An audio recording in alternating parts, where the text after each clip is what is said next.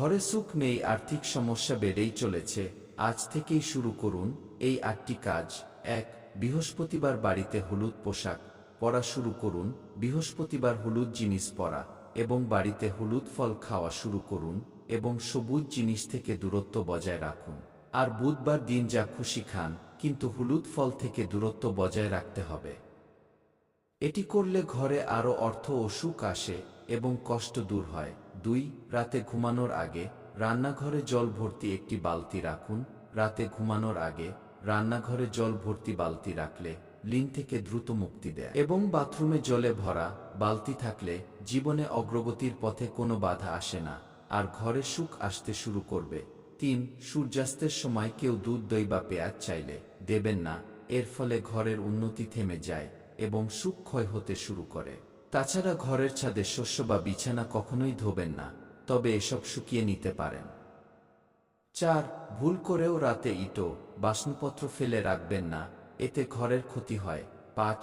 রান্নাঘর দক্ষিণ পূর্ব দিকে তৈরি করা উচিত, কারণ এতে পরিবারের স্বাস্থ্য ও সুখ বৃদ্ধি পায়। ব্রহ্মস্থান অর্থাৎ বাড়ির মাঝখানে কোনো আসবাবপত্র থাকা উচিত। 6. বাড়িতে মিছরি যুক্ত ক্ষীর তৈরি করে খান। মিশ্রি যুক্ত ক্ষীর মাসে একবার বাড়িতে তৈরি করা উচিত এবং তারপর পরিবার একত্রিত হয়ে ক্ষীর খাওয়া উচিত। সবার আগে প্রথমে বাড়ির সবথেকে বয়স্ক মহিলাকে ক্ষীর দিন, এতে মা লক্ষ্মীর দ্রুত কৃপা হয় এবং বাড়িতে অর্থ সুখ বাড়ে। 7.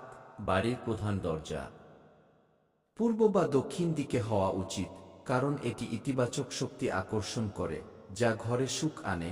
পূর্ব এবং দক্ষিণ বাড়ির এই অংশগুলিকে খুব শুভ বলা হয়, কারণ এটি সেই জায়গা যেখানে পজিটিভ এনার্জি বাড়িতে প্রবেশ করে। এই দিকগুলোকে সর্বদা পরিষ্কার এবং বিশৃঙ্খলা মুক্ত রাখতে হবে। 8. বাড়ির পূর্ব অংশে জানালার সংখ্যা সর্বাধিক হওয়া উচিত, আর ঘরের পশ্চিম দিকের জানালার ন্যূনতম সংখ্যা থাকা উচিত। তো বন্ধুরা, কেমন লাগলো আমাদের এই ভিডিও?